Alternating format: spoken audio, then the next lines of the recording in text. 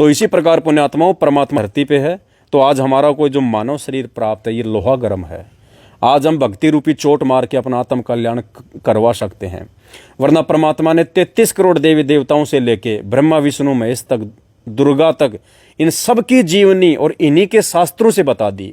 दुर्गा जी की जीवनी परमात्मा ने दुर्गा पुराण से बताई, विष्णु जी की विष्णु पुराण से बताई। आप इनके चरित्र देखिए, आप इनके चरित्र देखिए पुण्यात्माओं।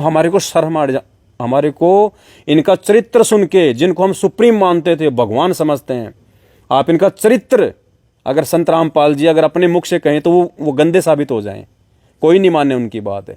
लेकिन विष्णु पुराण तो झूठा नहीं हो सकता। संत रामपाल जी ने तो नहीं लिखा ना, वो तो किसी ऋषि महर्षि ने लिखा ना, जो प्रमाणित है, जिसको पूरा हिंदू समाज जिसको मानता है। क्या लिखा हुआ है? एक जलंधर नाम का राक्षस देवताओं से पराजित नहीं हुआ। क्यों नहीं हुआ? क्योंकि उसकी जो स्त्री थी वो पतिव्रता थी, तुलसी नाम था उसका, पतिव्रता थी वो। देवताओं से वो पराजित नहीं हो रहा था, और एक कंडीशन थी उसकी, क्योंकि ये लोग पहले तपस्या करके वरदान मांग लिया करते थे। तो किसी ने समाधान बताया कि भाई ये राक्षस ऐसे नहीं मरेगा, इसकी औरत जो है वो पतिव्रता है, जब तक इसकी औरत का पतिव्रता धर्म खंड नहीं किया जाएगा इसकी मौत नहीं हो सकती। जैसे रावण का था, रावण की जब तक नाभि में बाण नहीं मारा जाता, और कौन सा बाण, वो बाण भी रावण के पास था, उस बाण की जानकारी रावण के अलावा केवल मंदोदरी को थी, उसी बाण से उसकी मौत होनी थी। तो इसी प्रकार जो जलंधर नाम का राक्षस था, उसकी मौत उसकी पत्नी के पतिव्रता धर्म में थी। सभी देवताओं ने कहा कि भाई ये काम को कौन कर सकता है, उसके पतिव्रता धर्म को कौन खंडित कर सकता है। भगवान विष्णु जी के पास गए, विष्णु भगवान ने वो बीड़ा उठाया, जलंधर नाम के राक्षस का रूप बनाया, और भगवान विष्णु ने उस औरत के साथ जाके संभोग किया, उसका पतिव्रता धर्म खंडित हुआ, तब वो राक्षस मरा। पुण्यात्माओं, ये देवताओं के काम है। आज यदि हम किसी दूसरे व्यक्ति का स्वांग धारण करके, अंधेरे का फायदा उठा के किसी औरत के साथ में यदि शारीरिक क्रिया कर लें, हमारे को जीने नहीं देगा समाज, हमारे को जेल में डाल दिया जाएगा। और हमारे भगवान ये कुकर्म बड़ी शान से कर रहे हैं, और उन्हीं को हम पूज रहे हैं। देवताओं के राजा इंद्र अपने गुरु की पत्नी अहिल्या के साथ में अपने गुरु का गौतम ऋषि का रूप बना के और संभोग कर रहा है, और जब गौतम ऋषि को पता चला तो उसको श्राप दे दिया। ये देवताओं के राजा का ये चरित्र है, देवताओं के राजा का। ब्रह्मा जी सर्वश्रेष्ठ ज्ञानी, चारों वेदों के ज्ञाता, भरी सभा में सबको ज्ञान सुना रहा था देवताओं को। उसकी स्वयं की पुत्री सरस्वती सज धज के सभा में आके बैठ जाती है, इतनी सुंदर थी वो। ब्रह्मा जी अपनी पुत्री पे मोहित हो गए, पीछे से काम वासना से वशीभूत हो गए, उसके बात भर ली। आज अगर कोई बाप अपनी बेटी की अगर इस गंदे नीयत से अगर हाथ भी लगा दे, समाज में उसको जीने नहीं दिया जाएगा। हम उस ब्रह्मा जी की पूजा कर रहे हैं। इस भगवान ने आके हमें बताई ये सारी बातें, जीव नहीं बता सकता। अगर जीव की औकात होती बताने की तो सतयुग, त्रेता, द्वापर और ये कलयुग चल रहा है, लाखों करोड़ों ऋषि महात्मा संत मुनि हो गए, किसी ने भी उनका भेद नहीं खोला। क्यों नहीं खोला? क्योंकि जीव इन देवताओं का जो इनसे सुप्रीम है, इनका भेद नहीं खोल सकता। इनका भेद कौन खोल सकता है? जो इनसे सुप्रीम है। अब भगवान आएगा तो कोई सींग लगा के नहीं आएगा।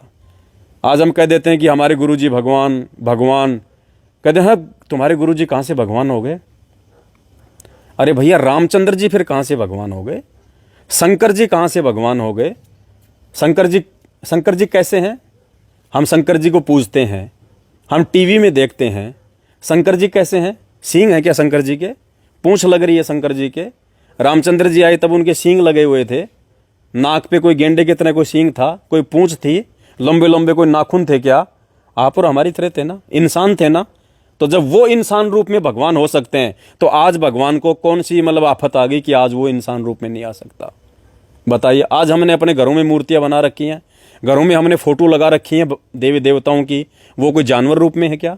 इंसान रूप में है ना, आप और हमारी तरह। तो आज भगवान क्यों नहीं आ सकता इंसान रूप में?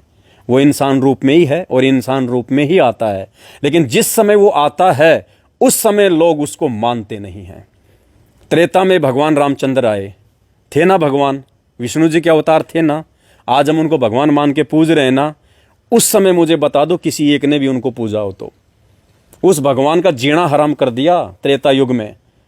रामचंद्र जी को अगर विष्णु का अवतार या भगवान अगर रावण मानता तो अपनी माँ को नहीं उठाता, सीता का अपहरण नहीं करता रामचंद्र जी को, यदि वो भगवान मानता तो। वो कैकेयी यदि रामचंद्र जी को भगवान मानती तो अपने पुत्र भरत के लिए राज्य और रामचंद्र जी के लिए वनवास नहीं मांगती।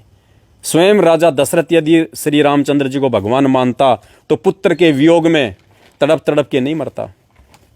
लक्ष्मण यदि रामचंद्र जी को भगवान मानता तो भगवान की रक्षा के लिए तीर कमान लेके उनके साथ जंगल में जाने की वो जिद नहीं करता।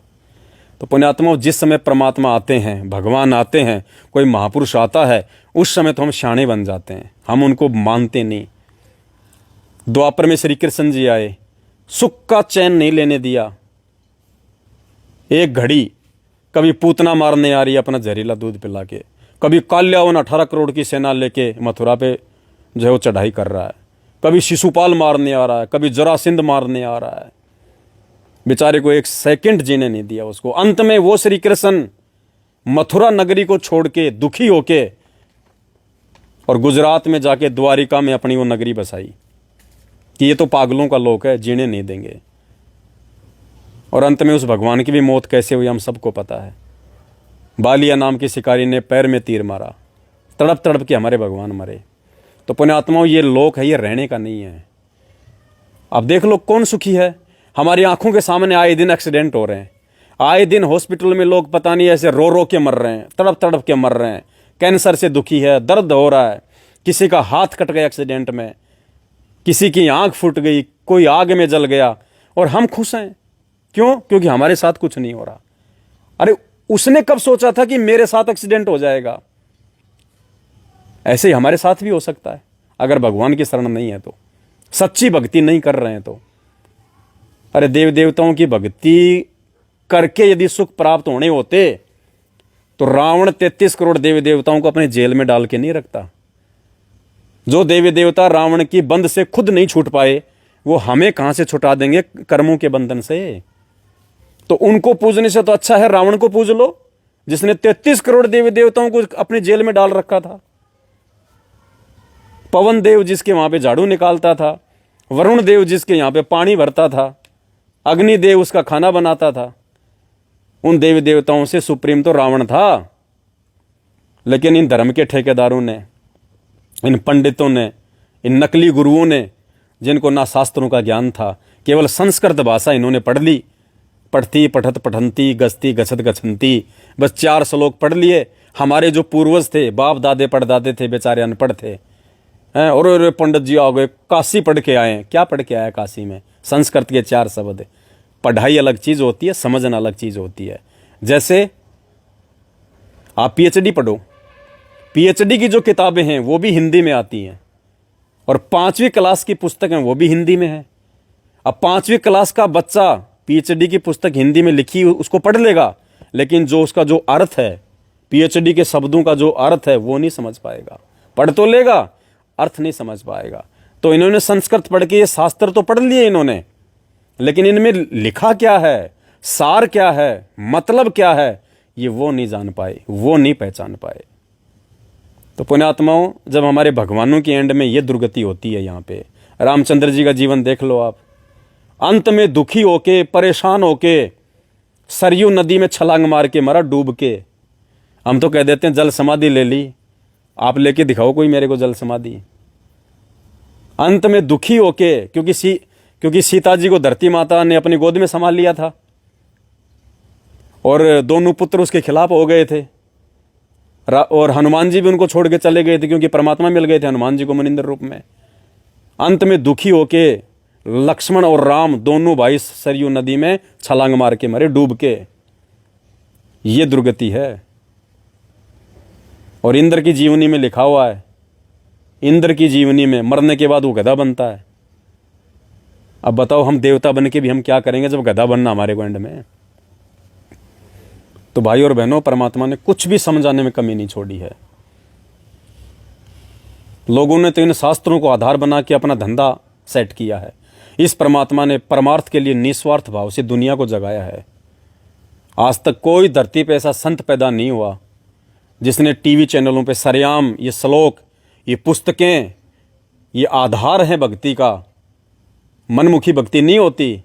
किसी ने बता दिया ओम गणेशाय नमः, हरि ओम नमः, रामदूताय नमः, श्री श्याम नमः, हर हर महादेव, हर हर शंभु, ये मंत्र नहीं है, ना ये भक्ति है। कौन से शास्त्र में प्रमाण है कि शंकर जी का मंत्र ये है कि ओम महादेवाय नमः, ओम शंकराय नमः, ओम नमः शिवाय? कौन से शास्त्र में ये प्रमाण है? बता दीजिए। सबसे बड़ा शास्त्र है गीता जी। गीता जी से बढ़ के कोई शास्त्र नहीं है भक्ति का।